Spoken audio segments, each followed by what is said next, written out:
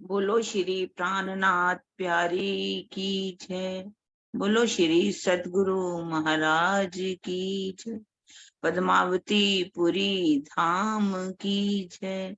सर्व सुंदर साथ की जय। प्रथम लागू दो चरनी को, धनिये न छुड़ायो किन। लाख तली लालेड़िया, मेरे जीव के यही जीवन। इन पाँव तले पड़ी रहूं, धनी नजरी खोलो बातों। पलना वालों निरीखों नेत्रे, मेरे जीव के यही जीवन। मेरे जीव के यही जीवन। बोलो श्री प्राणनाथ प्यारी की जय। बोलो श्री सद्गुरु महाराज की जय।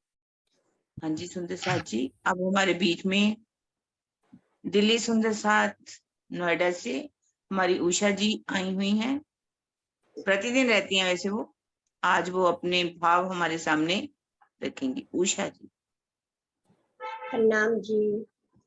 और प्रणाम जी। शिवा ये रूप तेरे सदके, और शिवाले ये रूप तेरे सदके।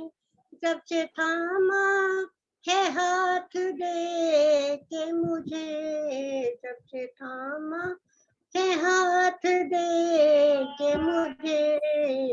अर्श वाले ये रूप तेरे सदके, मेहरबान बन के साथ हो मेरे, मेहरबान बन के साथ हो मेरे।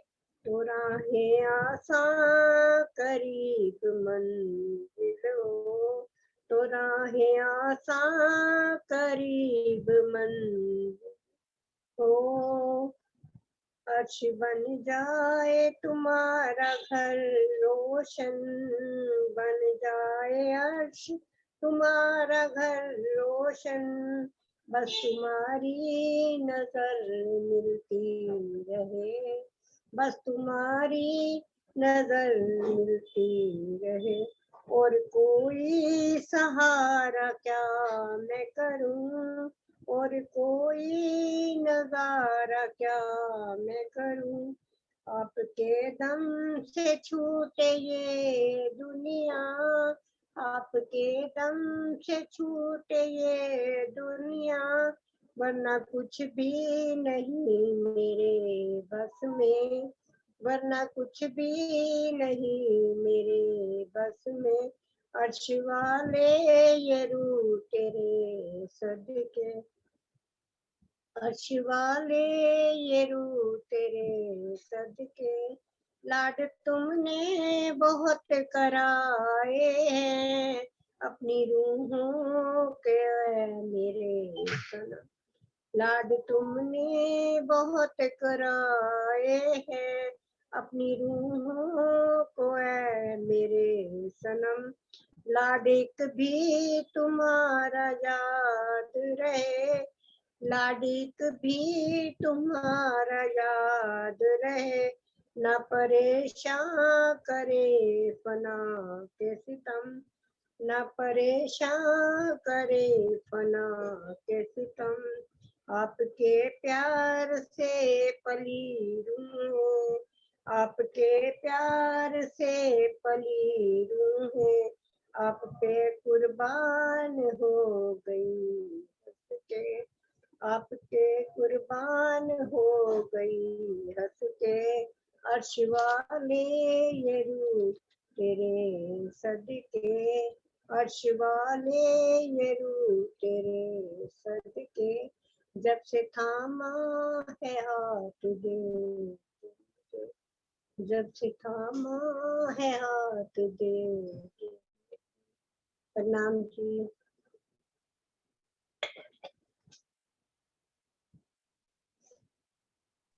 प्रणाम जी उषा जी, प्रणाम जी। प्रणाम जी। अपने भाव रखा। अब हम अपना शुरू करेंगे श्रृंगार। श्रृंगार में राज्य के वस्त्रों का वर्णन हम सुन रहे हैं, फिर राज्य के आभूषणों का वर्णन सुनेंगे। शुरू कीजिए मीनू जी अपनी। बोलो श्री प्राणनाथ प्यारे की जय, सतगुरु महाराज की जय। हाँ जी सुंदर साथ जी, प्रकरण हमारा 16 है ना, 17 चल रहा है ना। 17 प्रकरण है, चौपाई हमारी 41। मध्य चौक जित चाहिए, ऊपर चाहिए चौकड़ी जित, बेल पात सब रंग नंग, तोई बनी पाग जुकत। पाग की बनावट का वर्णन चल रहा था। उस पाग की बनावट इस प्रकार की है कि जहां पाग के मध्य में चौक की आवश्यकता होती है, वहां चौक दिखाई देने लगता है। इसी प्रकार शोभा में जहां चौकड़ी की आवश्यकता होती है, वहां चौकड़ी दिखाई देने पड़ती है। इसी प्रकार पाग में तरह तरह की पत्तियों से युक्त बेलें, सभी प्रकार के रंग तथा ज्वारातों के नग भी दिखाई पड़ने लगते हैं। अब ये चौक और चौकड़ी का क्या मतलब है? मध्य चौक जित चाहिए, ऊपर चाहिए चौकड़ी जित, क्योंकि अभी चौक इसका तो यहाँ पे आता है ना, जो एक इधर से पेच आता है, एक इधर से पेच आता है ना। चौक तो मुझे लगता है यहाँ पे ये होगा, यानी अभी किरण जी बताएंगे। और चौकड़ी का नहीं पता लगा।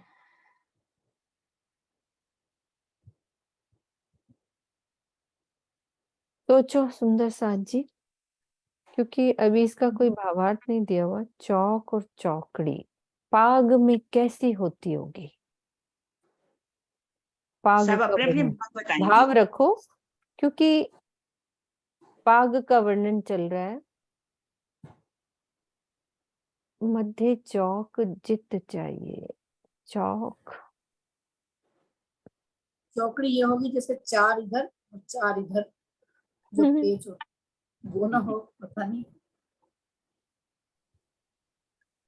मैंने भी इसको बहुत बड़ा सोचा कि हाँ चौक और चौकड़ी को बहुत सोचती रही।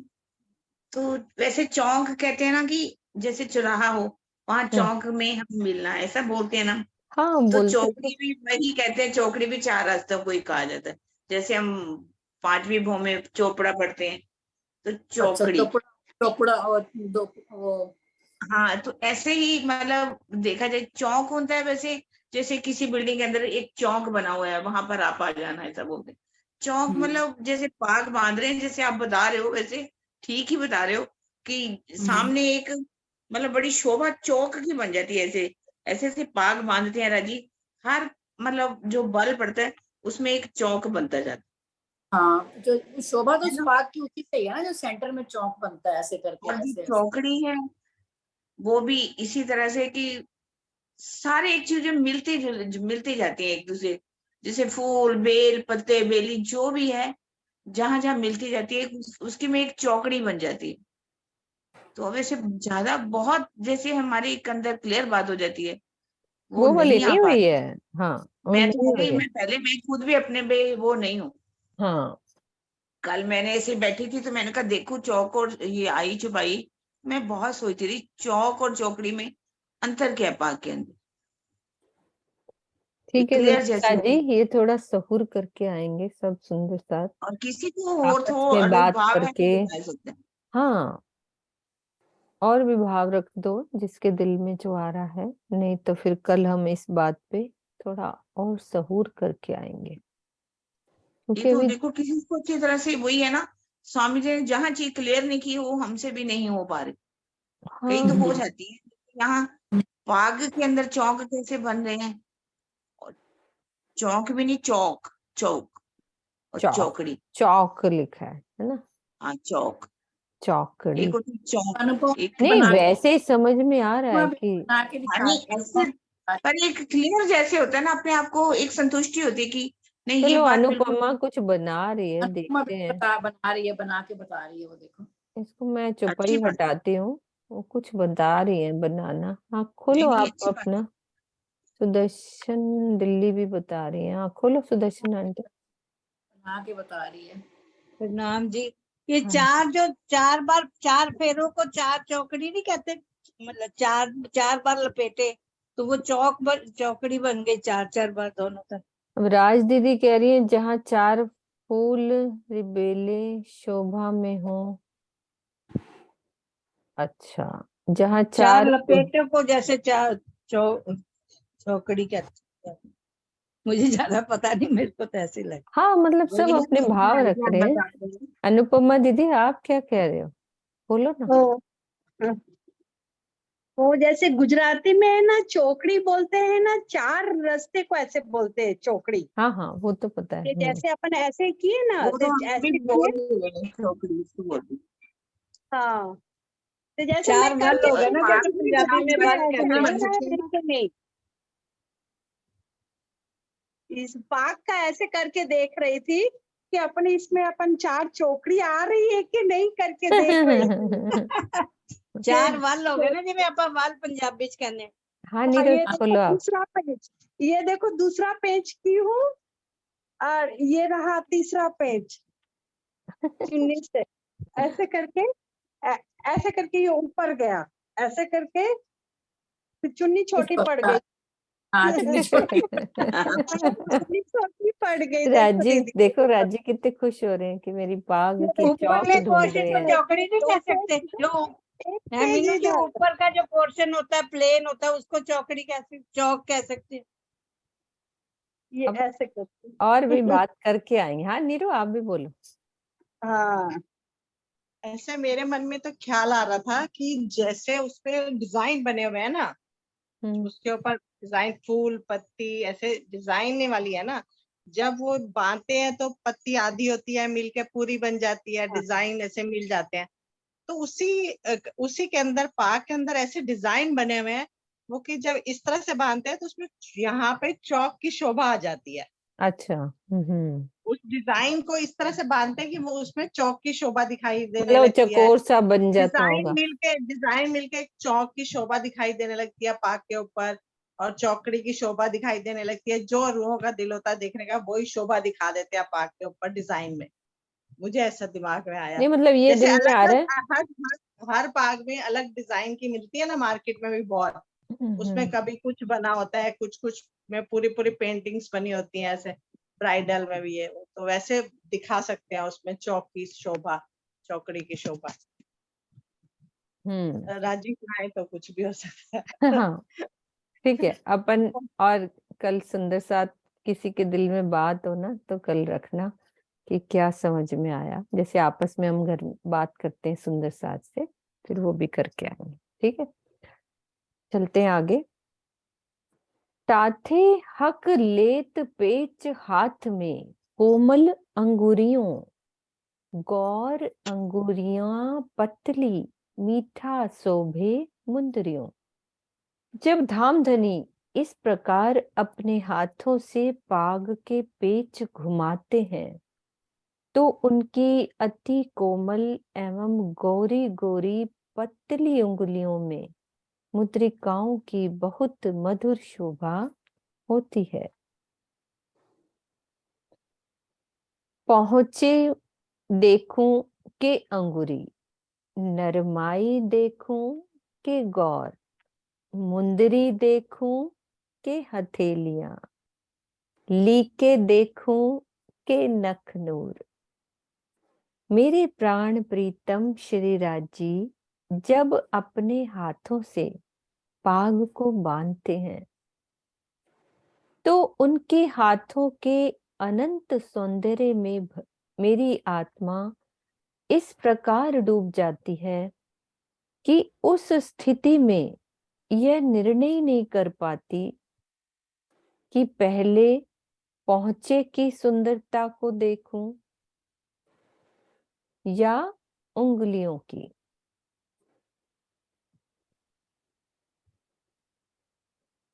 मैं उनकी कोमलता को देखूं या गोरेपन को। उंगलियों की मुद्रिकाओं को पहले देखूं या हथेलियों के मनमोहक सौंदर्य को।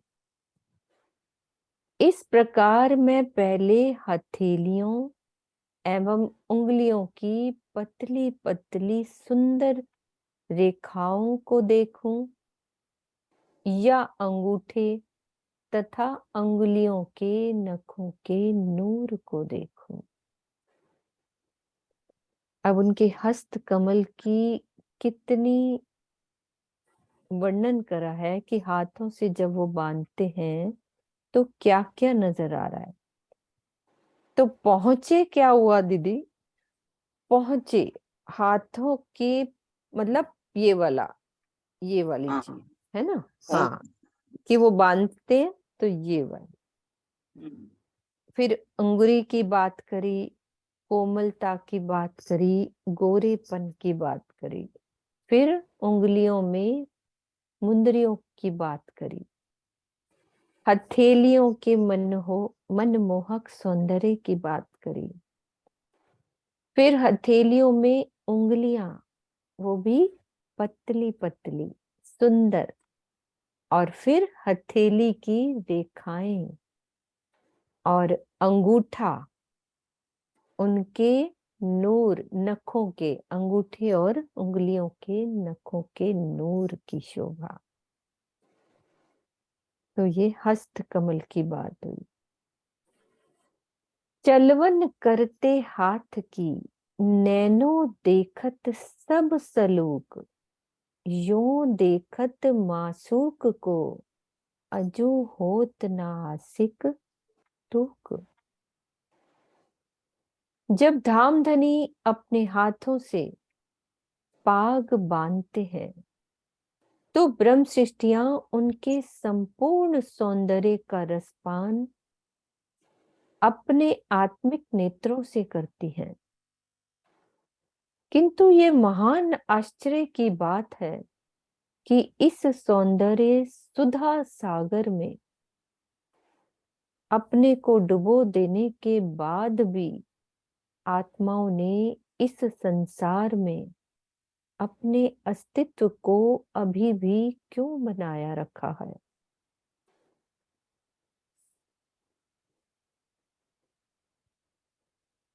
इस चौपाई में स्वयं को टुकड़े टुकड़े करने का तात्पर्य देहाभास यानी कि शरीर की प्रतीति से अलग होना है, कि शरीर भाव से ऊपर क्यों नहीं उठ रही है।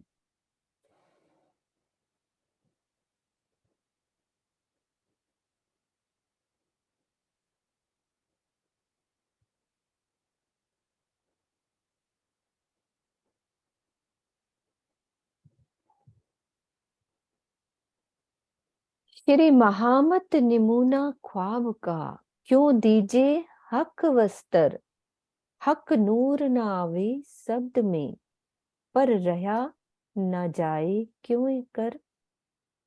श्री महामती जी कहते हैं कि साथ जी श्री राज्य के वस्त्रों की उपमा इस झूठे संसार के पदार्थों से कैसे दी जाए। यद्यपि धामधनी की नूरी शोभा को इस संसार के शब्दों में व्यक्त नहीं किया जा सकता, किंतु क्या करूं, थोड़ा भी वर्णन किए बिना नहीं रहा जाता। प्रकरण 17 समाप्त हो रहा है। चौपाई हमारी 927 हो गई। प्रकरण 18 शुरू हो रहा है। हक महबूब के भूखन। प्रीतम श्री राज जी के आभूषणों का वर्णन। इस प्रकरण में श्री राज जी के आभूषणों की शोभा को दर्शाया गया है। माशूक और महबूब समानार्थक शब्द हैं। हक महबूब की भूखन। भूखन शब्दातीत के क्यों इत वर्णन होए। शोभा अरस स्वरूप की इत कबहू न बोल्या कोई। सच्चिदानंद अक्षरातीत का नूरमयी स्वरूप शब्दों की सीमा से परे है। उनके आभूषणों का वर्णन भला इस झूठे संसार में कैसे हो सकता है। परमधाम में विराजमान श्री राज श्यामा जी की शोभा का वर्णन आज तक इस जगत में कोई भी नहीं कर सका है। भावार्थ में क्या बता रहे हैं कि पुराण संहिता तथा महेश्वर तंत्र में जो युगल स्वरूप का वर्णन किया गया है वो किसका वर्णन है। वो केवल ब्रह्म तथा उनकी स्वामिनी का वर्णन है। यद्यपि आवाज कट रही है मीनू, आवाज कट रही है मेरे को लग रहा है। नहीं आ रही, साफ आ रही है। आपका नेट नहीं होगा। अच्छा ठीक आ रही है आवाज। हाँ। किरण दीदी आपका नेट थोड़ा स्लो होगा बाय डिवाइस, है ना। ठीक है, आपकी सही आ रही है आवाज। यद्यपि वर्णन करते समय लक्ष्य अक्षरातीत का ही लिया गया था, किंतु बिना श्री राज जी के आवेश और उनके हुक्म के परमधाम और मूल स्वरूप का वर्णन हो पाना संभव नहीं है। तो वर्णन जो किया गया है पुराण संहिता और महेश्वर तंत्र में वो केवल ब्रह्म और उनकी स्वामिनी का वर्णन है। तो क्यों माने बीच दुनिया ए जो हक जात भूखन। रैन अंधेरी क्यों रहे जब जाहिर हुआ बका दिन। यही कारण है कि इस नश्वर संसार के लोग युगल स्वरूप तथा सखियों के आभूषणों की बात को स्वीकार नहीं करते, नकार ही देते हैं। जब तारतम ज्ञान रूपी सूर्य के उदय होने से संपूर्ण परमधाम का वर्णन हो गया है तो अज्ञान रूपी रात्रि का अंधकार भला कैसे रह सकता है। यह असत्य जड़ और दुखमय जगत उस घने अंधकार से पूर्ण रात्रि की तरह है जिसमें हाथ को हाथ नहीं सूझता, अर्थात पर ब्रह्म के विषय में कोई भी यथार्थ रूप से नहीं जानता।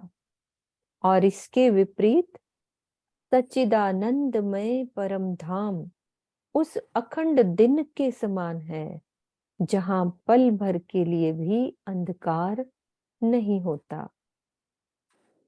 अर्थात ब्रह्मवाणी के अवतरित हो जाने के पश्चात परम धाम के विषय में किसी प्रकार का संशय नहीं रह गया। अनेक गुण नंग इनमें, अब वस्त्रों आभूषणों की बात हो रही है शुरू। अनेक गुण नंग इनमें रू दिल चाया जब जिन जैसा दिल उपजे तो होत आगू से सब। आत्माओं के हृदय में जब भी इच्छा होती है ज्वारातों के नगों में अनेक प्रकार के गुण प्रकट हो जाते हैं। किसी आत्मा के दिल में जो भाव उत्पन्न होता है वह उत्पन्न होने से पहले ही पूर्ण हो जाता है। तो भावार्थ में कह रहे हैं कि जहां किसी वस्तु की कमी होती है वहां ही इच्छा प्रकट होती है। स्वलीला अद्वैत परम धाम में किसी वस्तु की न्यूनता नहीं है, इसलिए वहां किसी प्रकार की इच्छा नहीं होती। परम धाम के अनंत आनंद को दर्शाने के लिए यह कथन किया गया है। वहां इच्छा से पहले ही पूर्ण हो जाती है। जिस प्रकार वाणी के 4 स्तर होते हैं, परा, पश्यंती, मध्यमा और बैखरी, उसमें हृदय में स्थित वाणी को दिव्य दृष्टि से ही जाना जा सकता है।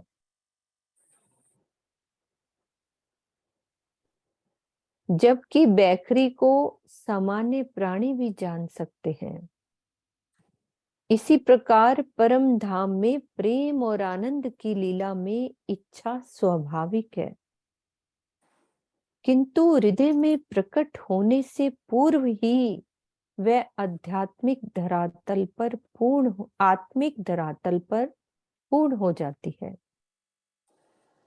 यद्यपि वायदत में आत्मा और हृदय को भी अलग नहीं किया जा सकता, किंतु इस संसार में इस तथ्य को स्पष्ट करने के लिए और कोई साधन ही नहीं है।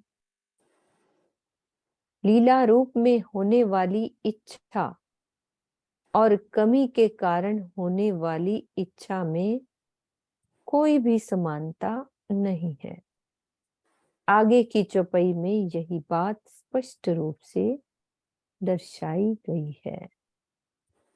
तो ये क्या है दीदी? बैखरी वाणी के 4 स्तर होते हैं।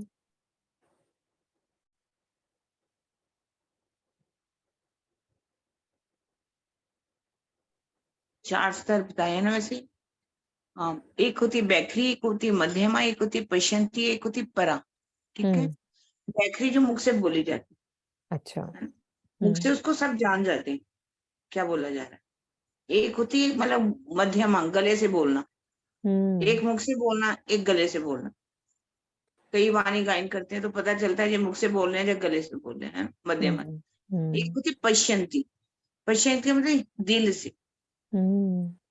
और परा, उससे भी परे अंदर की दृष्टि से बोलना। ये 4 स्तर बताए गए।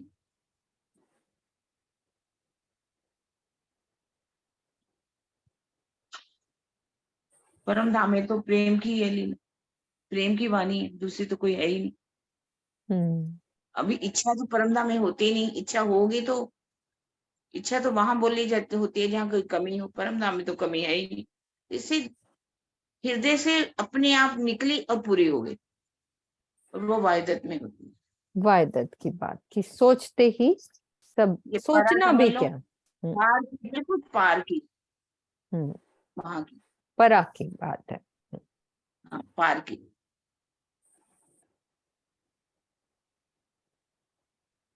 आगे इस चौपाई का और क्लियर हो रहा है आगे इस बात को कि हम्म, जेती अरवाही अरस में ताए मन चाया सब होए, दिल चितवन भी पीछे करे, आगे बनी आवे सोए।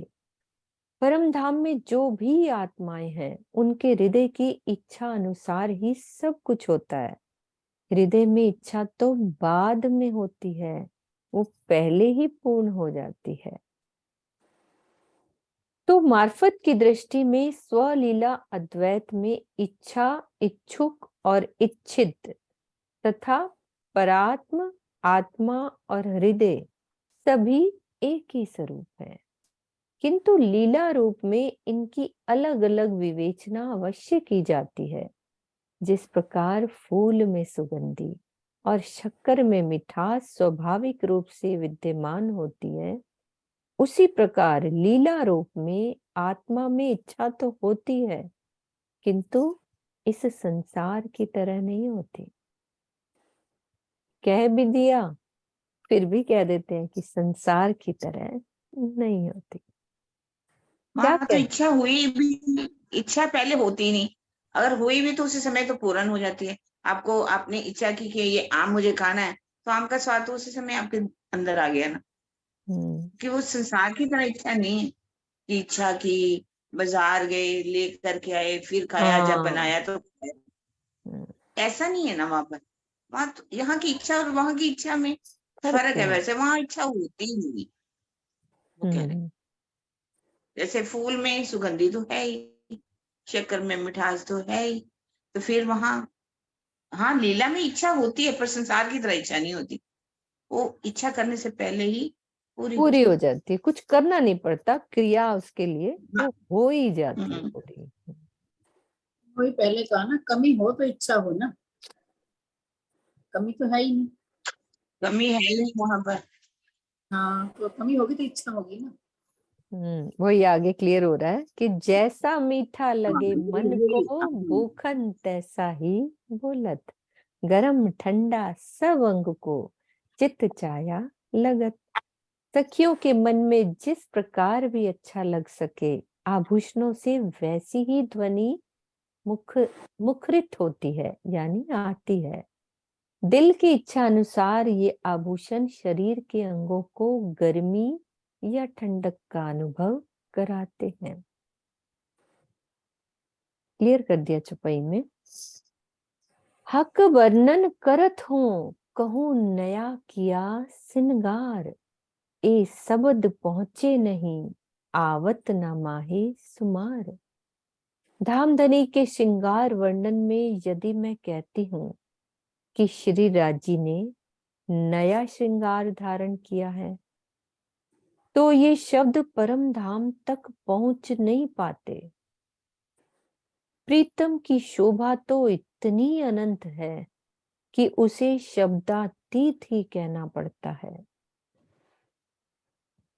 अनंत को कभी भी शब्दों की सीमा में नहीं बांधा जा सकता।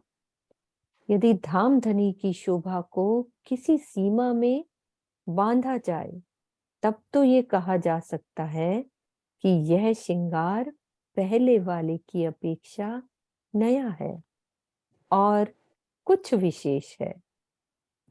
किंतु परम धाम में ऐसा होना असंभव है। वहां नया, पुराना या कम अधिक जैसे शब्दों की गति ही नहीं है।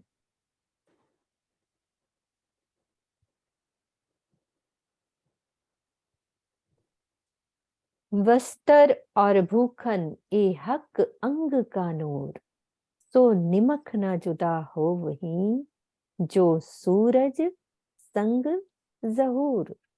श्री राजी के वस्त्र और आभूषण तो उनके अंगों की ही नूर के स्वरूप हैं।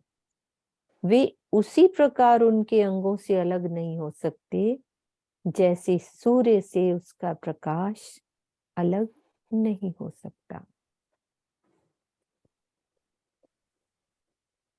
इन जिमी आशिक क्यों रहे, बिना किए अपनों आहार। खाना पीना यही आशिकों, अरस रूहों यही आधार। इस मायावी संसार में भी परम धाम की आत्माएं अपने आहार के बिना कैसे रह सकती हैं। प्रीतम की शोभा का दीदार एवं उनके अंतरंग प्रेम में डुबकी लगाना ही तो ब्रह्म सृष्टियों के लिए भोजन करना और पानी पीना है। यही उनके जीवन का आधार है। इसके बिना तो वो रह ही नहीं सकती।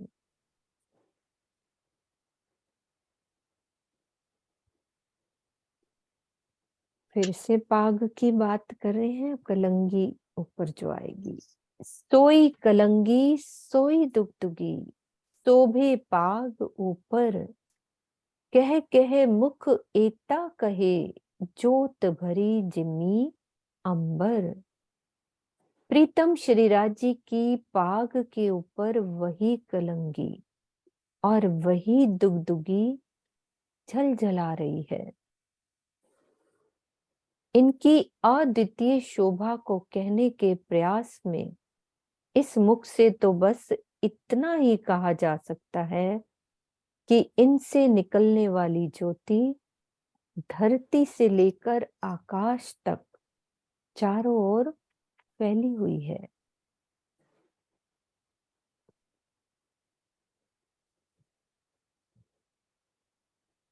इतनी बड़ी बात कह दी, और कोई शब्द ही नहीं है ना। कई विध के सुख जोत में और कई सुख सुंदरता, कई सुख तरह सलूकियां, सिफत पहुंचे ना हक बका। कलंगी और दुगदुगी की शोभा, सुंदरता तथा ज्योति में आत्माओं के कई सुख छिपे हुए हैं। धामधनी की इस अखंड शोभा के विषय में यहाँ के शब्दों से की गई महिमा परम धाम तक नहीं पहुंच पाती, अर्थात यहाँ के शब्दों से उस शोभा का वर्णन नहीं हो पाता। भावार्थ में कह रहे हैं कि कलंगी या दुगदुगी, दो चीजें नहीं है दीदी, या लिखा है, अच्छा दोनों हो गए। कलंगी या दुगदुगी की शोभा में डूब जाने पर आत्मा अपने प्राण वल्लभ अक्षरातीत से एकाकार हो जाती है और हृदय में उमड़ने वाले आनंद के अनंत सागर में नहाने लगती है। इसी को इन शब्दों में कहा गया है कि इस शोभा, सुंदरता और ज्योति में आत्माओं के अनंत सुख छिपे हुए हैं। ऐसा किसी भी अंग की शोभा में डूब जाने पर हो जाएगा। तो वर्णन चल रहा है उसका, तो ऐसा किसी भी अंग की शोभा में डूबेंगे तो आत्मा अनंत सागर में नहाने लगेगी।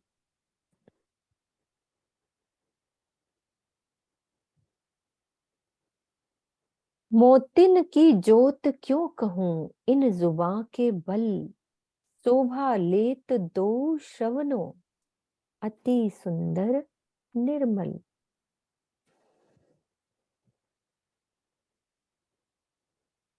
श्री राजी के दोनों कानों में दो बाले आए हैं।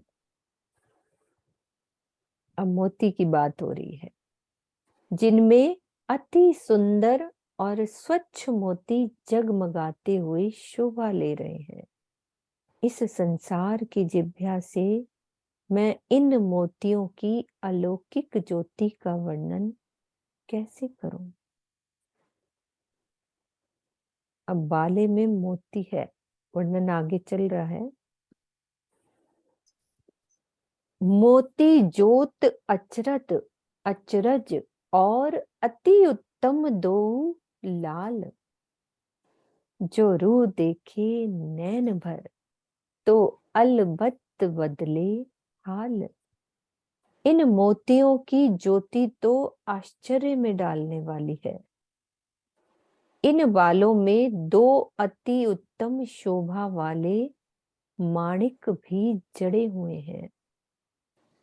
यदि आत्मा इस शोभा को ध्यान पूर्वक देख ले तो निश्चित रूप से उस आत्मा की स्थिति ही बदल जाएगी।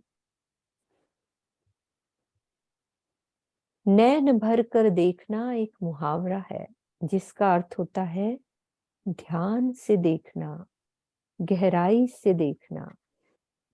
जब धामधनी की शोभा को गहराई से देखकर हृदय में अखंड कर लिया जाता है तो माया के संसार में जरा भी मन नहीं लगता। इसे ही रहनी का बदल जाना कहते हैं, अर्थात माया की रहनी हट जाती है और परम धाम की रहनी आ जाती है। तो इसमें मोती और माणिक का वर्णन है, कैसा बाला है और कैसे मोती आए हैं।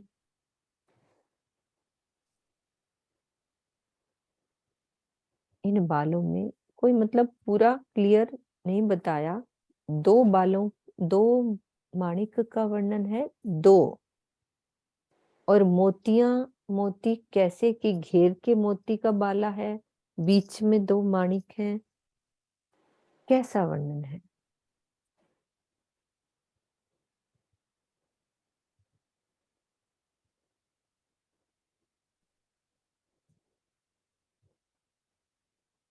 मोती ज्योत पूरा दीदी बाला ही मोती का बना होगा, इसमें 2 माणिक है, पूरा बाला ही इसमें ना 8 है ना, उसके अंदर ऐठन मोती है भी लगे 4।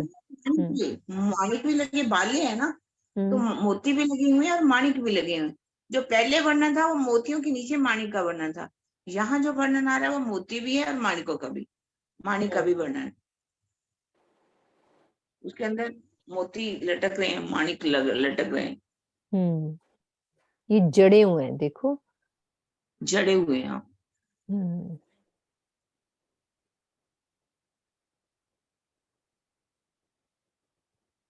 कहे जुबां जोत आकाश लो, जोते शोभा कई करोड़, तो बोल न सके जुबां बेवरा, इन अकल के जोड़। यद्यपि इनकी शोभा के विषय में केवल इतना ही कहा जा सकता है कि इनकी ज्योति आकाश तक फैल रही है।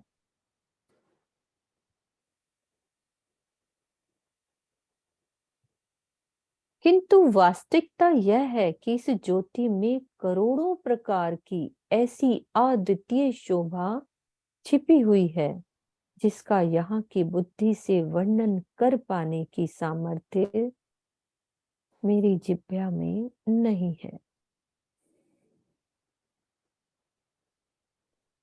ए तो मोती लाल कुंदन, वायदत खावंद श्रवण, आकाश जिमी भरे जोत सो, तो कहा अचरज है इन। यदि ये कहा जाए कि धामधनी के कानों में जो सोने के बाले आए हैं उनमें जड़े हुए मोती और माणिक की ज्योति से संपूर्ण धरती और आकाश भर गए हैं, तो इसमें आश्चर्य की क्या बात है।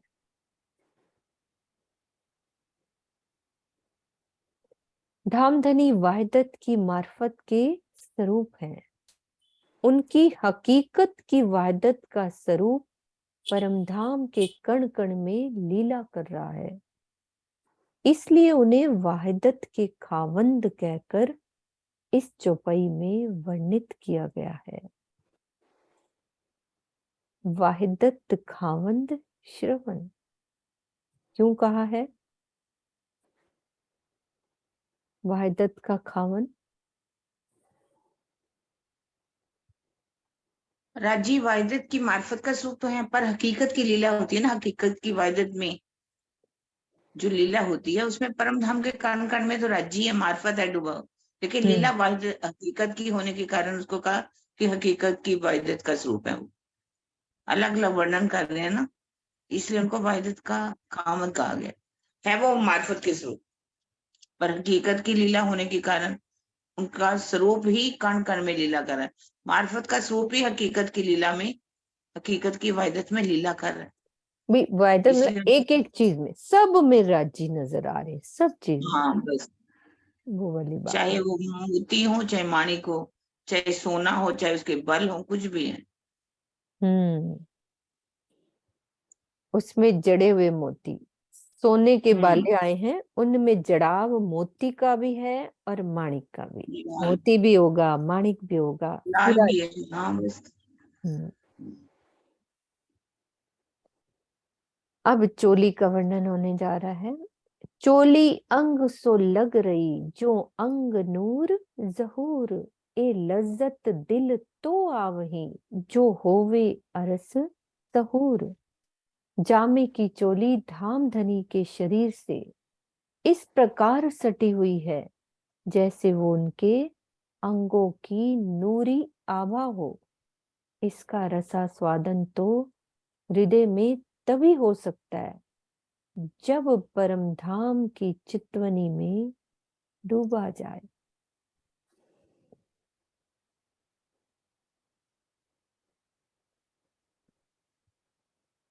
एक देखिया हार हिरन का, कई कोट सूरज उजास, इन उजास तेज बड़ा फर्क, ए सुख शीतल जोत मिठास। मैं अपने प्राण वल्लभ के हृदय कमल पर हीरों का एक जगमगाता हुआ हार देख रही हूं, जिसमें करोड़ों सूर्य का उजाला भरा हुआ है। इसके उजाले और तेज तथा संसार के उजाले और तेज में बहुत अंतर है। संसार से पूर्णतः विपरीत इसकी ज्योति पूर्णतः शीतल, माधुर्यता से परिपूर्ण और आनंदमयी है। इस संसार के सूर्य का तेज क्या करता है? ज्वलनशील होता है और दाहकारक होता है। किंतु धाम धनी के हार में इस सूर्य का करोड़ों गुना तेज होते हुए भी अनंत चंद्रमाओं की शीतलता है, जिससे हमेशा माधुर्यता और शीतलता की बयार बहती है। संसार के सूर्य की ओर तो नंगी आंखों से देखना कष्टकारी होता है, किंतु इन हारों की ज्योति आंखों को शीतलता और सुख पहुंचाती है।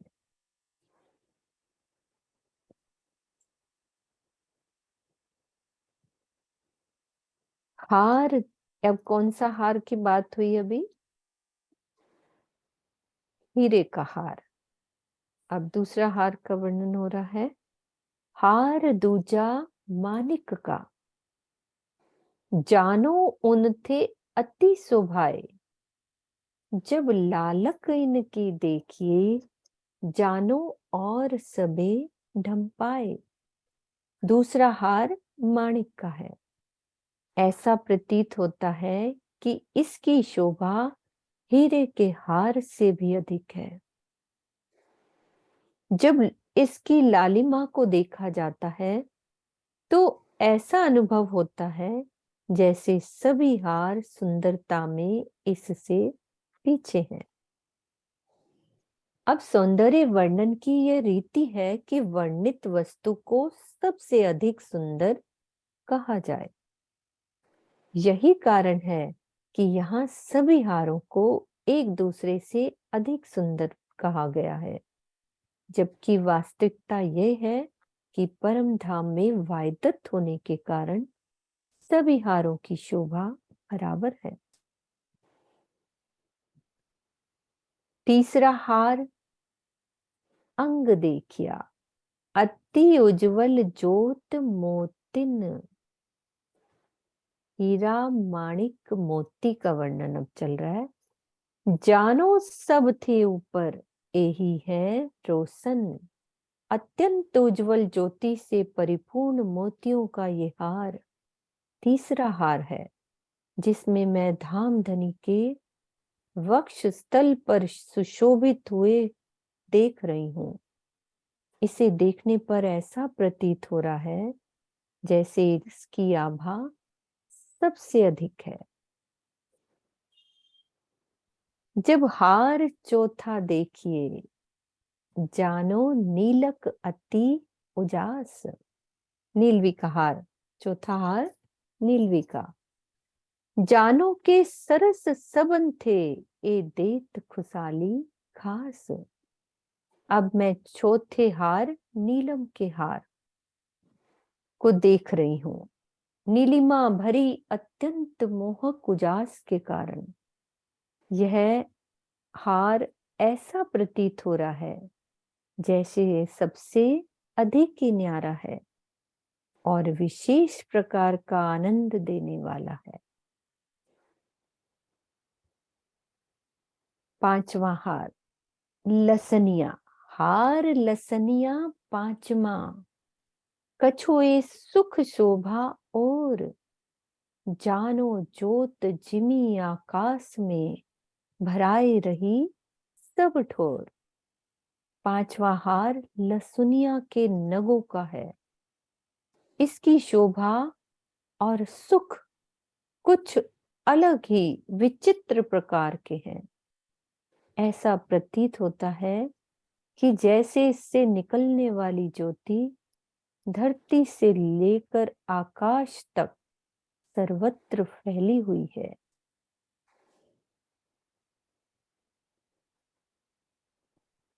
जब नंग देखूं नीलवी, जानो यही सुख सागर। जोत मीठी रंग सुंदर, जानो के सब ऊपर।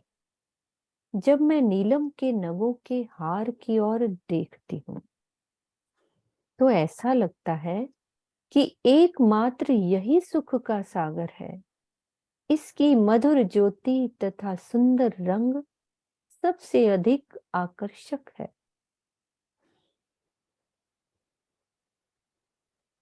पांच हारों का वर्णन करने के बाद वापस से नीलम के हार को देखते हैं। स्पेशल नीलम के हार पे ही नजर जाती है। हारों बीच जो दुगदुगी, माही नवरतन। नव जोत नव रंग की, जानो सब ऊपर ए बुखन। दुगदुगी का वर्णन हो रहा है कि हारों के बीच में जो दुगदुगी है उसमें 9 प्रकार के रत्न जड़े हुए हैं। उनमें 9 रंगों की 9 प्रकार की ज्योतियां निकलती हैं। ऐसा प्रतीत होता है कि इस दुगदुगी की शोभा सबसे अधिक है।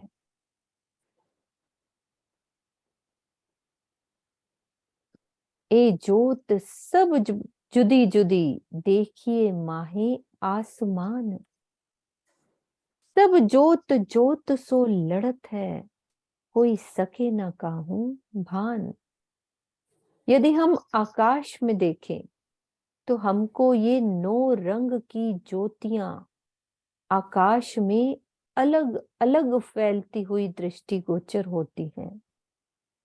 ये सभी ज्योतियां क्रीड़ा रूप में आपस में युद्ध सी करती हुई प्रतीत होती हैं, किंतु कोई भी किसी को नष्ट नहीं कर पाती, क्योंकि सभी अखंड और चेतन है।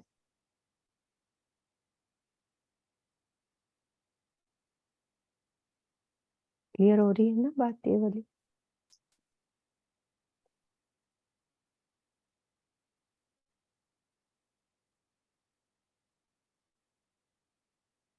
भूखन सामी न देखिए, जो देखिया चाहे जंग। पहले देखिए आकाश को, तो युद्ध करे नंग सो नंग। हे साथ जी, यदि हम इन ज्योतियों की लड़ाई देखना चाहते हैं ऊपर जो हो रही है आकाश में, तो दुगदुगी की ओर मत देखें, केवल आकाश की ओर देखें। तो जहां सभी नंगों से निकलने वाली ज्योतियां आपस में टकराकर युद्ध सी करती हुई दिखाई दे रही हैं। कितनी अच्छी सी बात करी।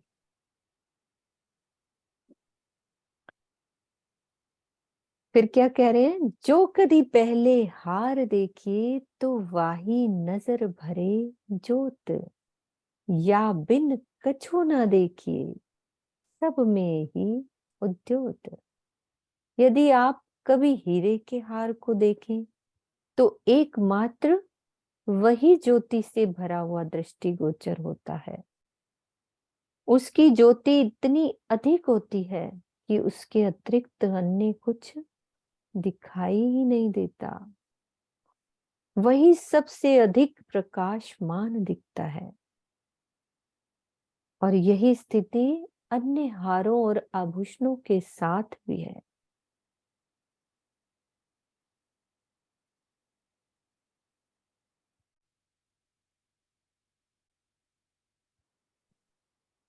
नेक कहूं बाजू बंद की, जोत न जामे सुमार। तो जो नंग बाजू बंद के, तो क्यों आवे माहे विचार। अब मैं श्री राज जी के दोनों हाथों में सुशोभित बाजू बंदों के विषय में थोड़ा सा वर्णन करती हूँ।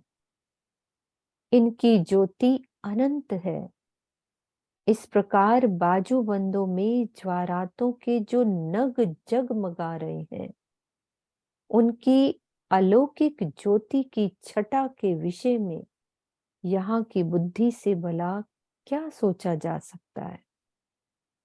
कदापि नहीं, कोई निर्णय नहीं लिया जा सकता।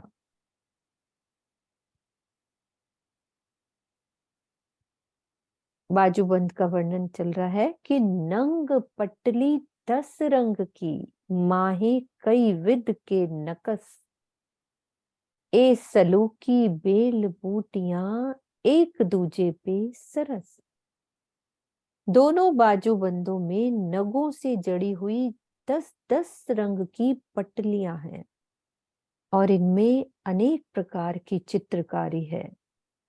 इनमें बनी हुई बेलों और बूटियों की सुंदरता एक दूसरे से बहुत प्यारी लगती है। यहाँ तक ही करेंगे। अब थोड़ा सा दोहरा लेते हैं कि आज थोड़ा सहूर सब सुंदर साथ मिलके करते हैं क्वेश्चन आंसर के रूप में। किरण दीदी क्वेश्चन पूछेंगे और हम चर्चा की अर्चा करते हैं। और किसी और के दिल में क्वेश्चन है तो कोई और भी कर सकता है, क्योंकि कोई बात दिल में चुभ जाए तो वही क्वेश्चन के रूप में कर सकते हैं।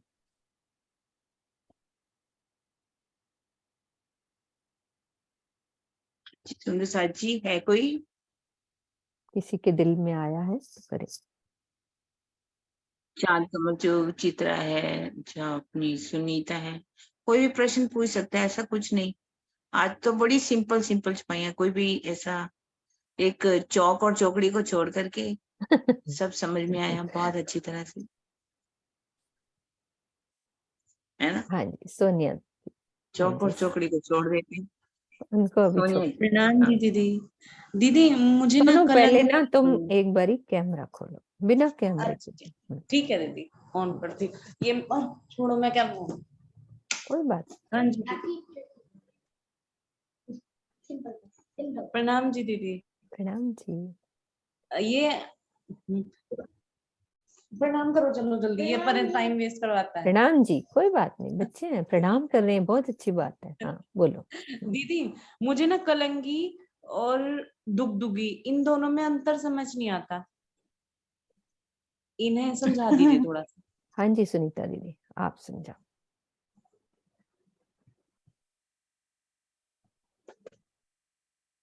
कलंगी तो ऐसे मुकुट के ऊपर तीन, जिसके 3 पर लगे हैं ना, 3 परों वाली कलंगी है, ऐसे जी ऊपर श्वेत रंग की पर। और उसमें दुगदुगी, इसमें बीच में नग लगा हुआ है, दुगदुगी बड़ा मानिक का नग लगा हुआ है। दुगदुगी वो होती है जिसमें नग मानिक लगा हुआ होता है, मानिक का वो बड़ा तो एक नग, एक लॉकेट की तरह कह सकते हो, दुगदुगी पेंडेंट, हाँ पेंडेंट कह उसमें सकते। माणिक लगा हुआ है, माणिक जी लगा हुआ। और जैसे कृष्ण जी के ऊपर नहीं होती ऐसे पैरों वाली, ऐसे ही समझ जी लीजिए कि वो कलंगी है। ठीक है दीदी, मैं ना कंफ्यूज हो जाती हूँ, वो ऊपर वाली नीचे समझ लेती हूँ, नीचे वाली ठीक ये तो है। पाक के अंदर है ना, दुगदुगी तो पाक के अंदर है।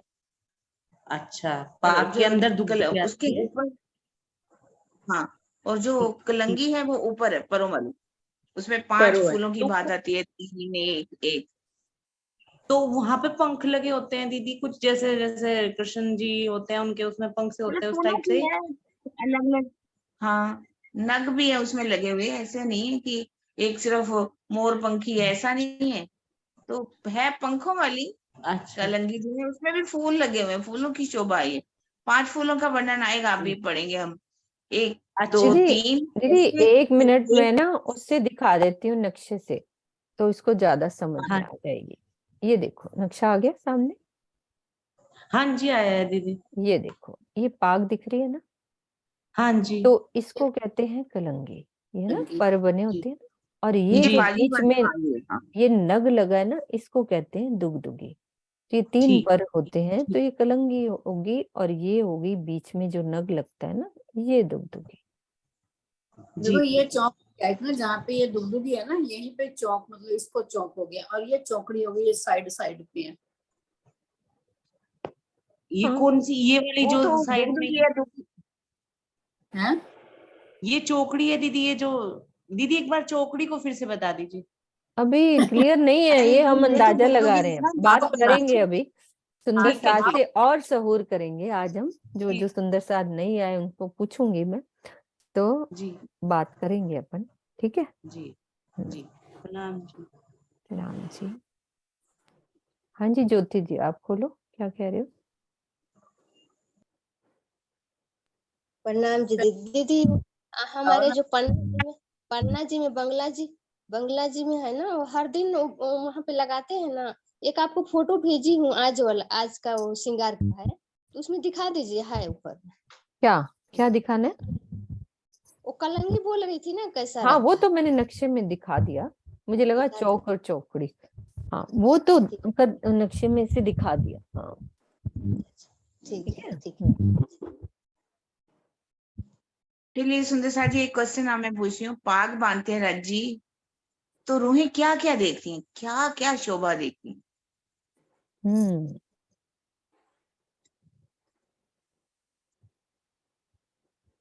बबीता जी आप खोलो और कैमरा भी खोल लेना। प्रणाम जी दीदी। नाम सबसे जी। जब राजी पाग बांधते हैं तो राजी के सबसे पहले रूही हस्तकमल, गोरे गोरे हस्तकमल पर नजर जाती है। फिर उनके बीच में जो राजी ने अंगूठियां पहनी है, उनके बीच में नग जड़े हुए हैं, रतन जड़े हुए हैं। फिर अंगूठियों की तरफ नजर जाती है। फिर जो राजी ने हाथ में पहुंची बांधी हुई है, उसमें भी कितने नगरों से सुशोभित है, उस पर नजर जाती है।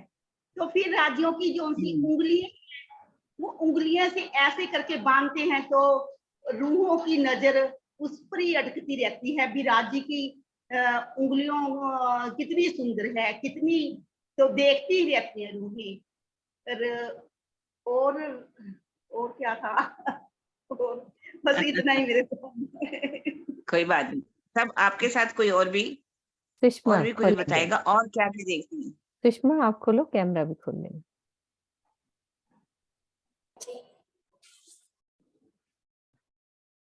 राजी जब पाग को बांधते हैं तो रूही पहले पहुंची की शोभा को देखती हैं, फिर हाथों की उंगलियों, गोर उंगलियों की शोभा को, और फिर गोर उंगलियों की शोभा से हाथों की उनकी कोमलता को देखती हैं, और कोमलता से उंगलियों के नखों की शोभा को देखती हैं, और हथेलियों की आई रेखाओं की शोभा को देखती हैं, और उंगलियों में आई मुंदरियों की शोभा को देखती है। और अंगुरियों मुंदरियों की शोभा में जो नग आए हैं, उनके नूर को भी उनकी देखती नूर को देखती है ना। बहुत बहुत बढ़िया। सुषमा बबीता जी दोनों ने मिलकर के बहुत सुंदर बता दिया। अभी अभी एक प्रश्न आया था कि महेश्वर तंत्र और प्राण संहिता में कहाँ तक का वर्णन?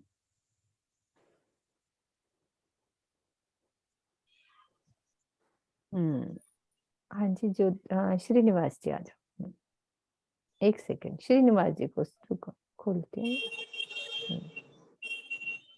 प्रणाम जी, प्रणाम, प्रेम प्रणाम। प्रणाम जी। महेश्वर तंत्र और पुराण संहिता में केवल ब्रह्म तक का ही युगल स्वरूप जो है वो केवल ब्रह्म तक को ही माना गया है। हाँ, कहाँ तक का वर्णन है? केवल ब्रह्म का, है केवल ना। ब्रह्म को ही युगल स्वरूप का वर्णन जो है उन्होंने और केवल ब्रह्म का ही। उनकी अर्धांगिनी कौन है? उनकी अर्धांगिनी कौन है? आनंद माया। हाँ, आनंद माया, आनंद योग माया, है ना। आनंद योग माया, ठीक। हाँ बिल्कुल ठीक है।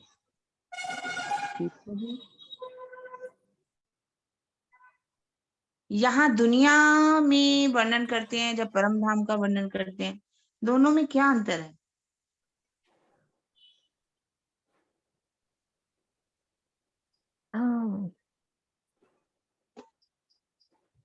स्वर्णा दीदी आपका खुला है, बोलो।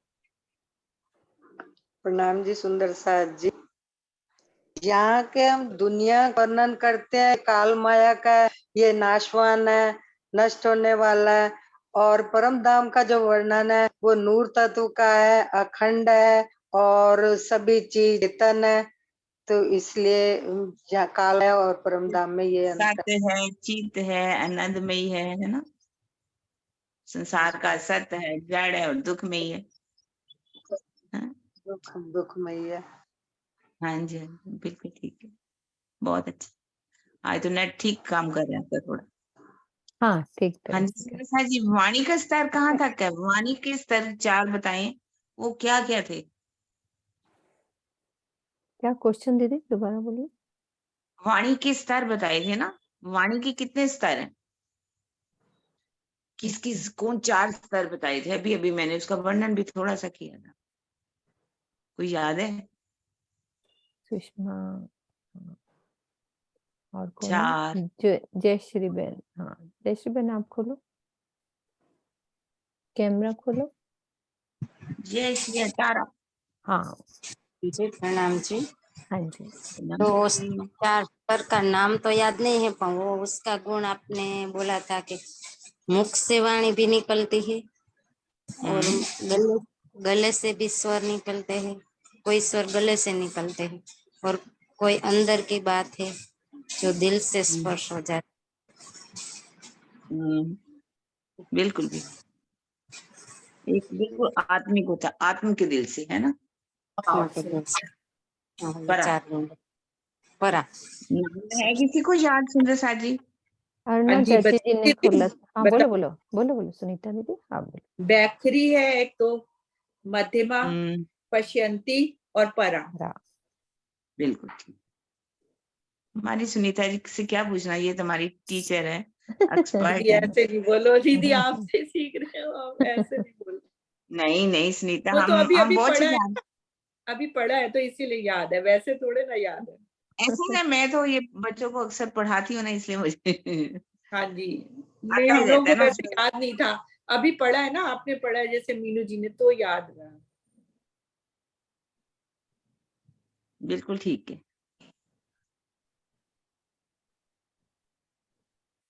परम धाम में कहते कि नया पुराना जा काम बढ़ती क्यों नहीं है? नया पुराना भी नहीं है, कम भी नहीं है, ज्यादा भी नहीं है, ऐसा क्यों?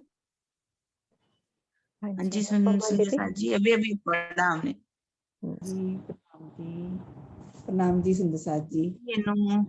प्रणाम जी। कुछ प्रणाम जी। वहां पर तो सब कुछ चेतन है, इसीलिए कुछ भी नया मन में आने से पहले ही सब कुछ पूरा हो जाता है, इसीलिए वहां पे कोई नया पुराना नहीं है। मन में आने से पहले ही सब कुछ पूरा हो जाता है सामने, वो बिल्कुल मन बिल्कुल में आने से पहले हो जाता है, इसलिए वहां पर नया पुराना कुछ नहीं होता। एक्सप्लेन नहीं कर पा रही हूँ, भूल गई। नहीं नहीं कोई बात नहीं, डीपी सिंह जी बोल देंगे। डीपी सिंह जी आप और कर दो। प्रणाम प्रणाम जी, प्रणाम जी। वहां सब कुछ राज्य के हकीकत रूप है, तो हकीकत रूप होने से सब चीजें जो है एक समान है, तो इसलिए ना नई होती ना पुरानी होती, सब में वाहिदत और हकीकत। बिल्कुल। क्या तो है इसलिए परम कोई धाम भी में? चीज नई पुरानी या वो नहीं होती, मार्फत तो वाहिदत राज्य का ही हकीकत का स्वरूप है हर एक वस्तु। जी बिल्कुल उसमें ठीक। सारे गुण हैं। नहीं कुछ नया बने तो क्या चेतनता नया का है, कहला तो सकते, नवीनता। क्योंकि वहां कुछ भंग हाँ नहीं जी, होता, कुछ मिटता ही नहीं है, सुंदरता बढ़ती बढ़ती बढ़ती बढ़ती बढ़ती हुई। तो तब कहे ना कि पहले घट हो, तब तो हम बढ़ती कह सकते हैं ना। हाँ जी बिल्कुल ठीक, आपने लिखा स्वलीला द्वैत है वहां पर, बहुत बढ़िया। प्रणाम प्रणाम जी। परम धाम में पानी पीना, आहार करना क्या है? कोई और भी छिपाई आती हो तो बताएं। परम धाम की आत्माओं का पानी पीना, आहार करना क्या है?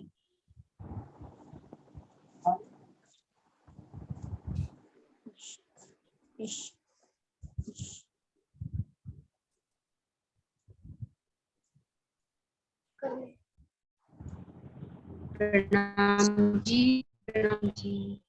परम राज्य को निहारना जो है ना, वो ही परम धाम का खाना और पीना है।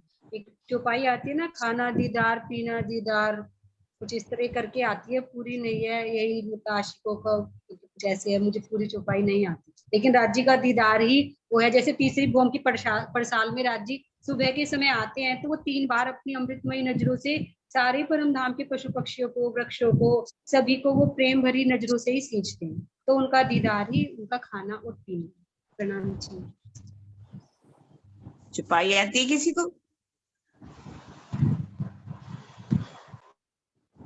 खाना पीना खिन खिन लिया, प्यार अर्श रूहन, पल पल मशूक देखना, यही आहार आशिकीन।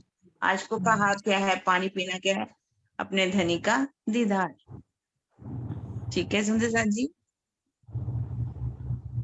एक मिनट, ये मनीषा गर्ग आई थी, कुछ बोल रही है। मनीषा आप खोलो। हाँ जी हाँ जी। हाँ जी मनीषा। दीदी नहीं, बस यही कहना था मुझे भी। मैं भी यही कहने वाली थी कि राज्य का दीदार ही वहाँ पे रूहों का खाना पीना सब कुछ राज्य का दीदार ही है। मैंने तो खोला इसलिए कि आपके दर्शन हो जाए, मुझे आपका दीदार करना था। तो आप अपना कैमरा खोल के बोलो। मैं आंसर तो आ गया था, पर आपसे बात करनी थी। कोई बात नहीं दीदी, चलो आप पूछो। हाँ, वाहिदत के खामिद राज्य को क्यों कहा गया? वाहिदत के खामिद। वहदत के खाविंद। हाँ मनीषा, आपने खोल लिया था, कोई बात नहीं, बाद में मिल लेंगे। वहदत के खाविंद क्यों कहा गया है? अब जिन्होंने हाथ नहीं खड़ा किया, अभी वैसे लगभग काफी जवाब हमारे निवास जी ने दिया इसमें, लेकिन फिर से मैंने क्वेश्चन बनाया हुआ था, इसलिए मैंने पूछ लिया। हाँ जी स्वर्णा दीदी आप बोलो। अर्णा चाची को खोलती हूँ, रुक जाओ स्वर्णा दीदी 1 सेकेंड। अर्णा चाची आप बोलो, बोलो अर्णा चाची। जी प्रणाम जी, सब सुंदर सबको प्रणाम जी। वाहिदत की वहाँ मार्फत की वजह से, मार्फत ही है, साजी वरायत के अलावा कोई है ही नहीं, एक सिर्फ राजी है, बाकी सब हकीकत की लीला तो है ही। मतलब यही मार्फत के हिसाब से वाहिदत कहा गया है। वाहिदत मतलब एक सब एक है, राज्य के अलावा कोई है ही नहीं, ऐसे ही समझ में आया। प्रणाम जी। ये भी वैसे तक समझाया, इतना ही हाँ समझ जी हाँ जी पाई। बिल्कुल। हाँ जी, बहुत अच्छा जवाब दिया आपने।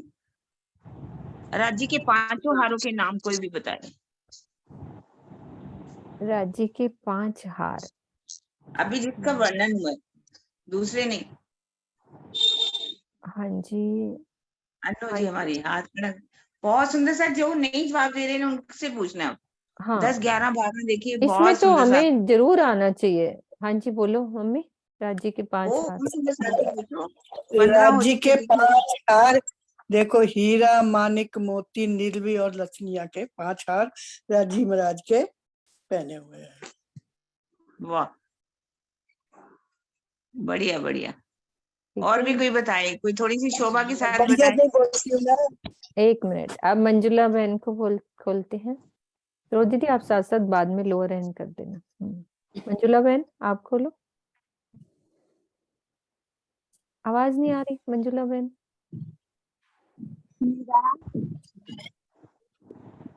नहीं आ रही आवाज। कोई बात नहीं, कोई और खोलो। मंजुला बहन आपके ये हेडफोन उतारो।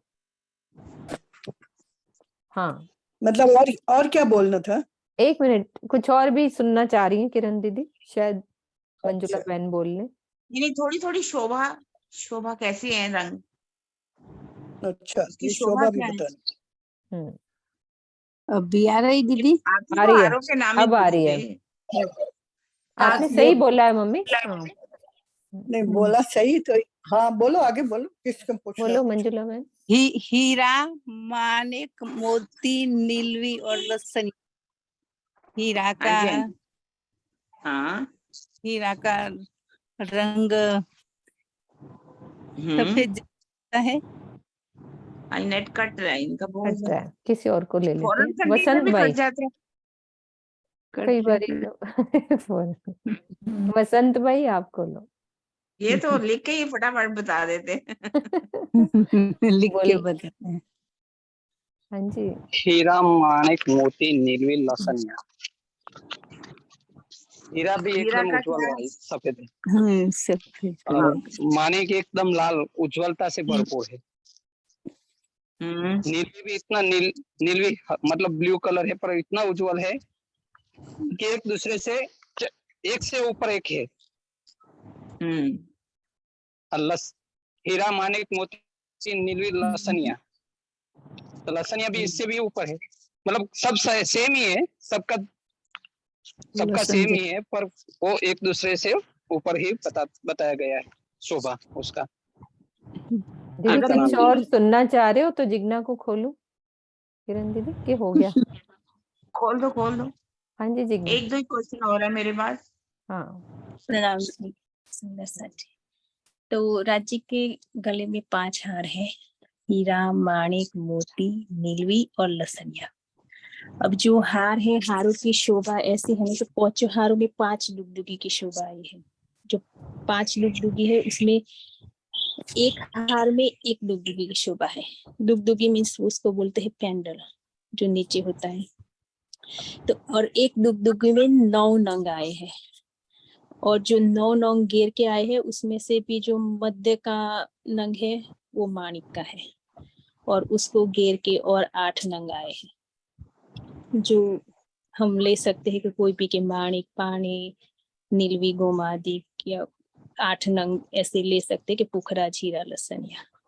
और जो पीछे जो हार बांधने के लिए है वो सोने के तार में वो जड़ा है, उसको बोलते फुम्मक।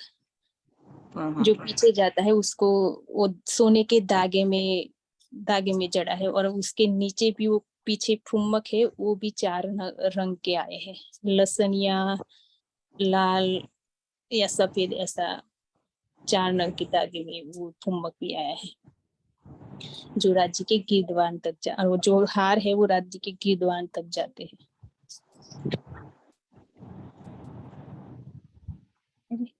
हम दोनों में से क्या दोनों ही देख सकते हैं इकट्ठा? हाँ, कोई भी सुंदर साथ बताइए कि दोनों को हम अगर हारों को भी देखना चाहें और उनके नगों की रोशनी को भी देखना चाहें तो हम दोनों देख सकते हैं। वो हाँ जी। हाँ बोलो सरोज दीदी बोलो। हाँ आकाश में देखना होगा, आकाश में देखेंगे तभी देख सकते हैं। दोनों में कहने का मतलब दोनों ही देख सकते हैं, हम हार भी देख लें और उनकी ज्योति को भी देख लें। उनकी चमक इतनी है, ऊपर जा रही है तो ऊपर ही देख सकते हैं, दोनों चीजों को भी देख सकते हैं। उन्होंने कहा कि अगर आप ज्योति को देख रहे हो तो हार आपको नहीं दिख पाएंगे, अगर हार देखना चाहते हो तो पहले आकाश की तरफ मत देखो, हारों की तरफ देखो। बहुत सुंदर वर्णन किया उन्होंने, ये है ना? बहुत बढ़िया बात बोली। बाजूबंद में कितनी पटलियां आई हैं? बाजूबंद में कितनी पटलियां आई हैं और पटलियों का भाव क्या है? ने नहीं बोला, उनको खोल देते हैं। बाजूबंद में कितनी पटलियां आई हैं? 10 सब बोल चुके हैं, है ना? सुनना दीदी आप बोलो। बहुत आसान है ये, बहुत। हाँ सुंदर साथ जी, सबको आना चाहिए ये वाला, तो बहुत इजी वर्णन हुआ आज। हम ध्यान से सुने। बोलो दीदी मैं। हाँ बोलो बोलो आपका बोलो। राज्य के बाजूबंद में 10 पटलियों की शोभा आई है। हाँ जी, 10 पटलियां हैं, ठीक है। और 10 पटलियों की शोभा में क्या क्या है? इसमें ना 9 रत्न की ज्योतियां, 9 रंगों की ज्योतियां निकलती हैं, अलग अलग रंगों की, उसमें से पटलियों में से। 10 पटलियां तो ज्योतियां 9 निकलेंगी। मतलब 9 रत्न है उसमें, और 9 रंगों अलग अलग मतलब उसमें शोभा आती है तो 10 पटलियां, लेकिन जो सभी की जो नवरत्नों के वर्णन है वो किसमें, नवरत्नों का वर्णन किसमें आया? और ये सुंदर अलग साहब अलग वर्णन है, दोनों अलग अलग वर्णन है। नवरत्न का वर्णन जो है दुगदुगी में आया है, हाँ दुगदुगी में आया है नवरत्न का। नवरत्न का वर्णन है। और ये जो 10 पटलियां हैं उनमें 10 पटलियां ऐसी ऐसी हैं कि अलग अलग एक मिनट अलग स्वर्णा अलग दीदी, आपको जात बंद कर रही हूँ, डॉग की आवाज आ रही है। हाँ बोलो किरण दीदी। हाँ अलग अलग नग जड़े हुए हैं, हर तरह के अलग अलग नग 10 पटलियों में, एक पटली दूसरी तीसरी चौथी पे ऐसे 10 पटलियां, हर में कितने नग, किनारी, नक्शकारी, मोती, हर चीज जड़े हुए हैं उसके अंदर। उसको 10 पटलियां कही गई, 10 ऐसे ऐसे अलग अलग। इसमें से शोभा ये है, आज हमने जो वस्त्रों की शोभा को भी देखा और आभूषणों की शोभा को भी देखा सुंदर साथ जी। अब हमें इस शोभा में खोना है, हर पल ध्यान लगाइए, चिंतन करिए तो इन शोभा को देखेंगे तो बहुत आनंद आएगा। इसको सिर्फ याद करने का अपनी बुद्धि का हमें विषय नहीं बना करके हमने अपनी आत्मा को जागृत करने का विषय बनाना है। सुंदर जी, हाँ जी बबीता जी क्या पूछ रही हैं? हाँ नहीं, वो पहले कहीं उनका हाथ खड़ा होगा ना आंसर देने के लिए। बबीता आप खोल लो, है ना, कुछ पूछना तो नहीं है ना? मैं चौपाई आगे रखती हूँ। महामती जी ने दोबारा कौन से हार का वर्णन, 5 हार करने के बाद कौन से हार पे स्पेशल नजर गई उनकी?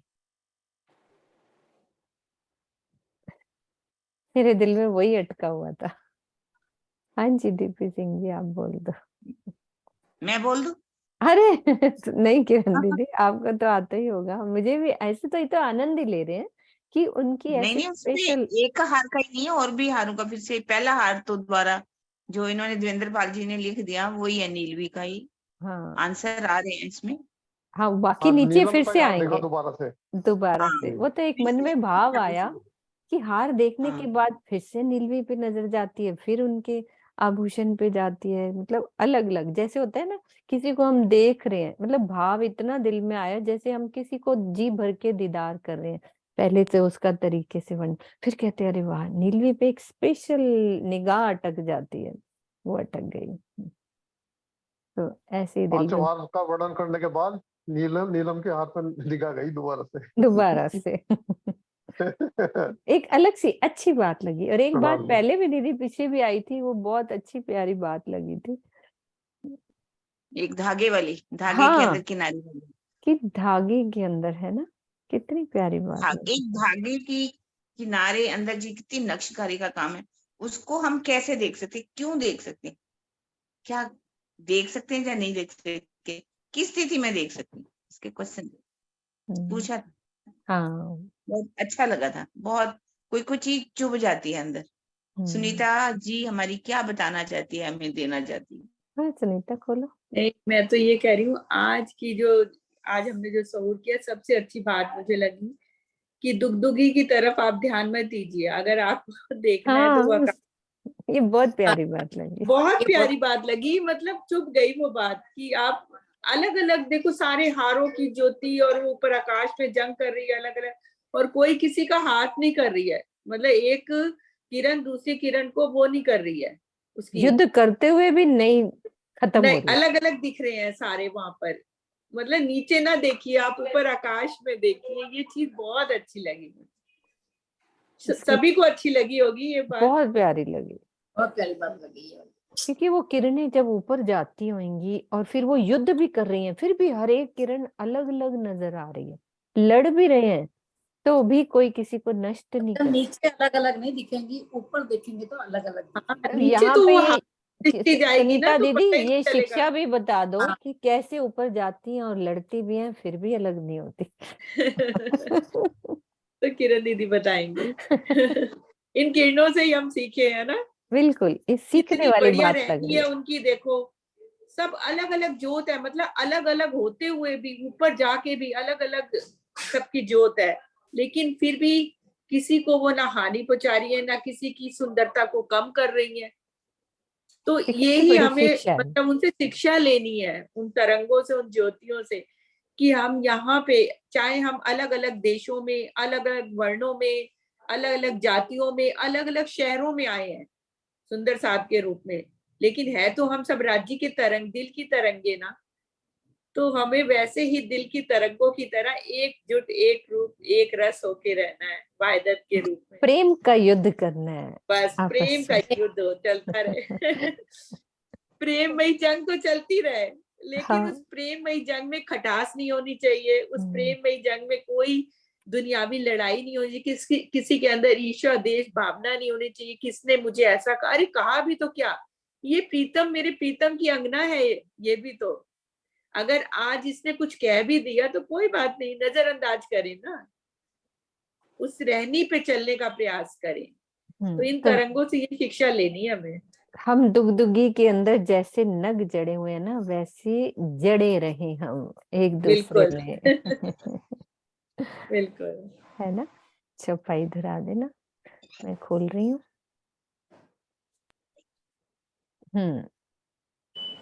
बोलो, चौपाई धरा दो। हाँ जी।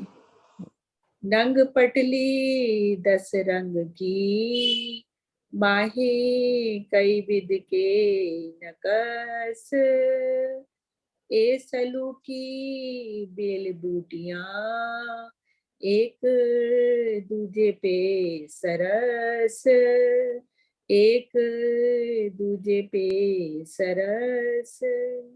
बोलो श्री प्राणनाथ प्यारे की जय, बोलो श्री सद्गुरु महाराज की जय, पन्ना धाम की जय। प्रणाम जी। सब सुंदर साथ को प्रणाम।